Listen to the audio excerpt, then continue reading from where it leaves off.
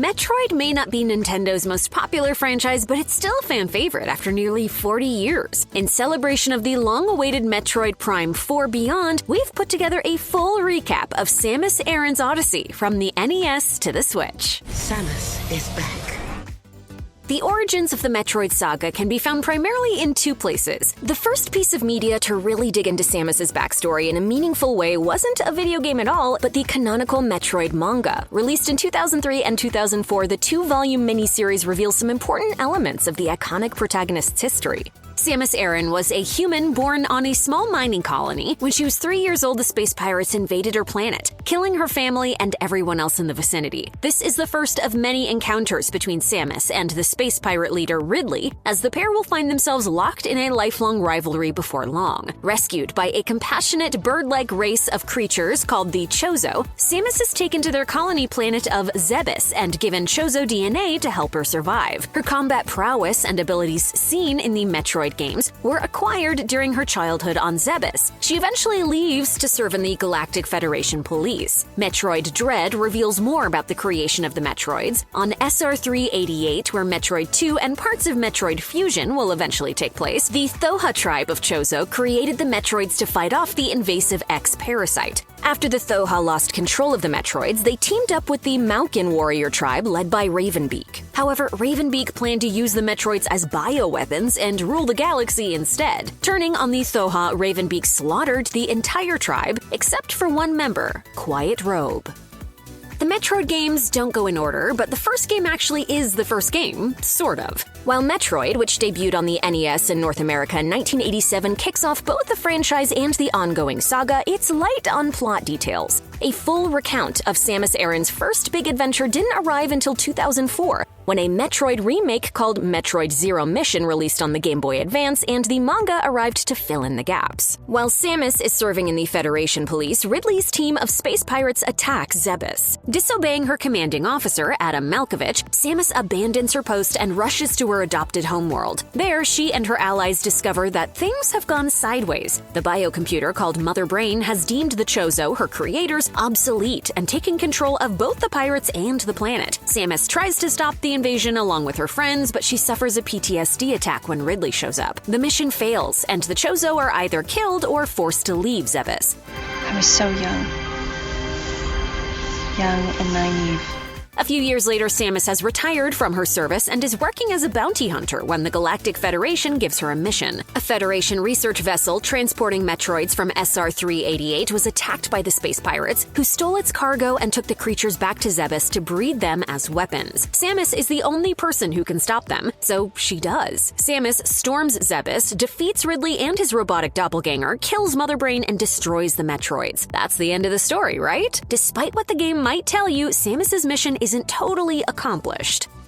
It turns out that Samus didn't actually destroy all of the space pirates on Zebes. One ship, frigate Orpheon, escaped Samus's attack and fled to Talon 4 to conduct another round of unsavory experiments. Using a radioactive substance called Phazon, the space pirates on frigate Orpheon were able to transform Talon 4's native wildlife and some spare Metroids into biological weapons. Unfortunately, some of those augmented creatures end up escaping, decimating the Orpheon and killing its crew. Samus picks up the Orpheon's distress signal and investigates, which is where Metroid Prime begins. Frigate Orpheon itself ends up being a dead end, although Ridley, artificially resurrected and cybernetically enhanced, pops up to give Samus a hard time. Samus has better luck on Talon 4, where she learns that the Phazon arrived via a meteor that the Chozo have locked away in a temple. She also learns that the space pirates have been injecting themselves and Metroids with Phazon, which isn't great, but she does get a cool Phazon-enhanced suit out of it. Eventually, Samus unlocks the temple and faces off against the Metroid Prime, the source of all of Talon 4's Phazon. She defeats it in battle and clears Talon 4 of Phazon, but that's not enough to defeat it for good. After Samus leaves, the Metroid Prime fuses with her discarded Phazon suit and re-emerges as Dark Samus.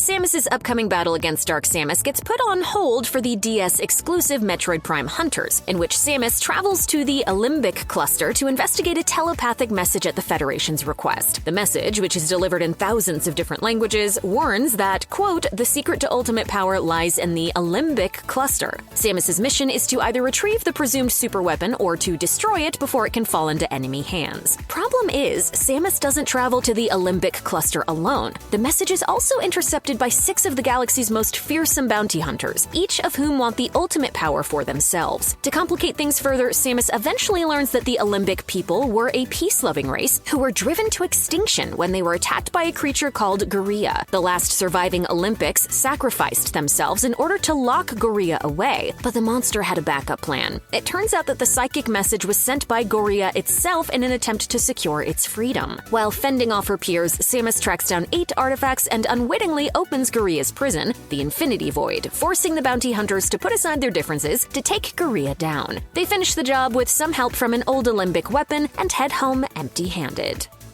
Back to the main plot. As players learn in Metroid Prime 2 Echoes, Talon 4 wasn't the only planet struck by a Phazon meteor. Aether, home to the Luminoth, was as well. When Phazon arrived on Aether, however, it didn't just harm the environment, it split the planet in 2, with the new half, Dark Aether, inhabiting an entirely different dimension. The native race of Dark Aether, the Ing, goes to war with the fate of both halves at stake. Naturally, Samus gets caught up in the conflict. The space pirates, who never met a superweapon they didn't like, settle on Aether in order to harvest Phazon. Galactic Marines discover the pirate operation and try to stop it, and when they inevitably fail, the Federation sends Samus in to clean up their mess. Before long, Samus is on a mission to rescue the near-extinct Luminoth and return Aether to the light, hopping between dimensions and fighting off the combined forces of the space pirates, the Ing, and Dark Samus along the way. Samus succeeds, of course, but not before Dark Samus forces her into one final showdown. Samus beats her sinister twin and leaves, destroying Dark Aether for good. However, a post-credit scene reveals that Dark Samus is able to reform herself, humiliated, angry, and bent on revenge.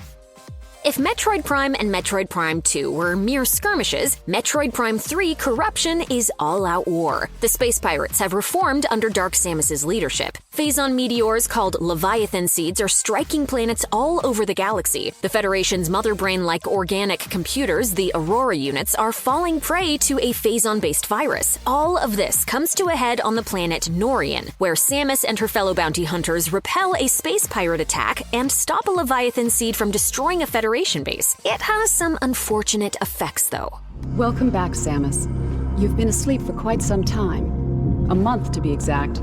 We feared we'd lost you. Samus and the other bounty hunters are contaminated by Phazon during the mission, and while they get cool new powers as a result, the substance is slowly killing them. The corrupted bounty hunters go missing while investigating Leviathan seeds on distant worlds. Samus is the only one left who can best her comrades, stop the seeds from contaminating multiple worlds, free the Aurora units, and conquer Dark Samus's forces. Oh yeah, and Ridley's back too, having regenerated some of his body parts thanks to some Phazon influence. Samus's Phazon corruption gets worse, but with some help from the Federation, she still makes her way to Phase, the source of all Phazon. Samus and Dark Samus race to the core, where Samus puts her doppelganger down and destroys the planet, ridding the galaxy of Phazon once and for all. After paying her respects to her fallen peers, Samus heads back into space, but unknown to her, she's followed by Sylux, one of the bounty hunters introduced in Metroid Prime Hunters. He's not exactly a nice guy. Following Dark Samus's demise, the space pirates are floundering, and that makes it the perfect time for the Federation to finally take them out. That's why the government dispatches a group of mech-wearing soldiers to the Bermuda system after Samus discovers that the space pirates are building a battleship called the Doomseye. After that, she disappears. In the 3DS game Metroid Prime Federation Force, it's up to the Federation Marines to destroy the Doomseye, reverse the pirates' newfound size-changing abilities, and rescue Samus. Yes, Federation Force is the only game in the series in which Samus isn't the main character, although she still plays a critical role. The Federation Force and their mechs destroy the cloaking device that keeps the Doomseye hidden, but they can't stop the ship from decimating the Galactic Federation's fleet. Nevertheless, they still manage to infiltrate the Doomseye, rescue a giant mind-controlled Samus, and blow up the battleship. Samus rescues the Federation force from the cold depths of space, and everyone heads on their separate ways. Just one problem. Nobody seems to notice that Psylux has infiltrated a Federation research facility and stolen a Metroid egg. That particular plot thread will have to be left dangling for now, but it will eventually bring Samus to a Federation research facility where she'll find plenty of space pirates and face off against her fellow bounty hunter. We'd tell you exactly what happens next if we could, but Metroid Prime 4 Beyond won't be released until 2025. It's like waiting for Christmas times 1,000. With the space pirates out of the way, at least for now, Samus can focus on the galaxy's other big problem, the Metroids. In Metroid 2 and its remake, Metroid Samus Returns, that's exactly what she does. Samus travels to SR388, the Metroid homeworld, to end the threat for good, only to discover that they've been mutating into more monstrous forms. Considering everything Samus has been through by this point, wiping out a dangerous alien race isn't too much of a challenge. It doesn't take long for the bounty hunter to dive deep into the planet, find the Metroids, and wipe all of them out. Well, almost all of them. Just when it looks like Samus is finished and the Metroids are gone, a baby Metroid hatches from an egg and imprints on Samus, believing the bounty hunter to be its mother. Samus refuses to kill the infant, but things go sideways when a mostly healed Ridley shows up yet again. Samus fends him off but doesn't kill him, instead escaping with the baby Metroid in her possession. It's not clear what happens to Ridley next, but he either escapes on his own or is rescued by the space pirates. Another important development, Samus Returns post-credit sequence reveals that SR388's shape-shifting X Parasites, the very beings that the Metroids were created to eliminate in the first place, have returned.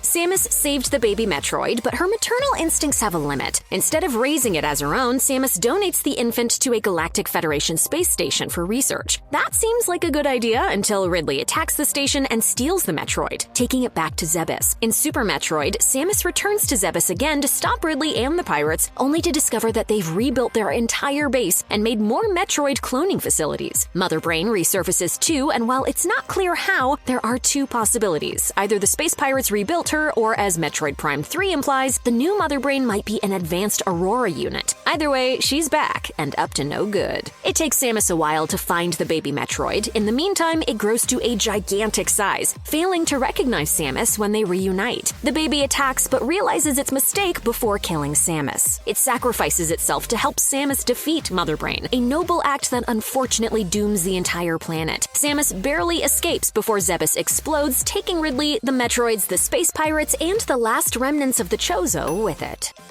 It would seem by now that the space pirates are the bad guys and the people of the Galactic Federation are the good guys, but Metroid Other M complicates that. In Other M, it's revealed that a small group of Federation soldiers and scientists had been hard at work creating new, more powerful Metroids from the remnants of the baby Metroid DNA found on Samus's suit, and they accidentally resurrected Ridley in the process. They even developed an AI based on Mother Brain, which eventually gained sentience and turned on her creators before freeing the genetic experiments. Samus discovers all of this about 6 months after Zebes exploded. Even though she's still grieving the baby Metroid, Samus answers another distress call, leading her to the ship where all of this research is taking place. This time, however, Samus isn't alone. She's joined by the Galactic Federation 7th Platoon, which her old commander Adam Malkovich oversees. The familiar faces just make things worse, and an encounter with the juvenile Ridley clone triggers Samus's long-dormant PTSD. A traitor in the 7th Platoon, along with the whole illegal experiment thing, makes Samus doubt the Federation's intentions. Malkovich sacrifices himself to stop the Metroid clones, robbing Samus of yet another father figure and allowing her to save the day once again.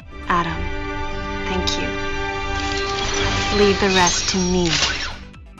Things don't get much better for Samus after she stops MB. In Metroid Fusion, the Federation sends a research team to SR388, and they want Samus to provide security. However, with the Metroid predators out of the picture, the X Parasite has flourished, and Samus and her suit become contaminated almost immediately. The parasite in Samus's suit uses its powers to transform into SAX, a dark Samus-like doppelganger. Samus herself is rushed to a Federation medical facility where she's saved by a vaccine synthesized from the remaining baby Metroid cells. As a result of the vaccine, Samus gains the ability to absorb X Parasites, but like Metroids, she's also vulnerable to cold. SAX and its fellow X Parasites wreak havoc on the station where Samus is staying, but So with the help of her ship's chatty new computer, named Adam after Samus's former boss, Samus begins hunting down X Parasites. SAX has also been asexually reproducing, meaning there are multiple copies out there. As dangerous as it is, the Galactic Federation wants to capture SAX and use it as a weapon. By this point, Samus has had enough. With Adam's help, Samus sets the station on a collision course with SR-388, destroying the X Parasites, the SAX duplicates, and any Metroid clones or other baddies that might be hiding out there. Nearly 20 years after the release of Fusion, Metroid Dread continued, and possibly concluded Samus Aran's story at last. Taking place a short but unspecified amount of time later, the game reveals that Samus didn't actually eliminate the last of the X Parasites. After losing contact with the terrifying Emmy robots it sent to hunt down the X, the Federation has no choice but to send in the galaxy's best Metroid hunter. When she arrives on planet ZDR, Samus explores the remnants of a Chozo ruin and discovers the truth about the origin of the Metroids. Along the way, she has to deal with the surprising return of the massive space pirate Kraid, plenty of new enemies, and what appears to be a total personality shift in Adam. Ravenbeak has been trying to weaponize the Metroids behind the scenes this whole time, and everything goes according to his orchestrated plan. Well, almost.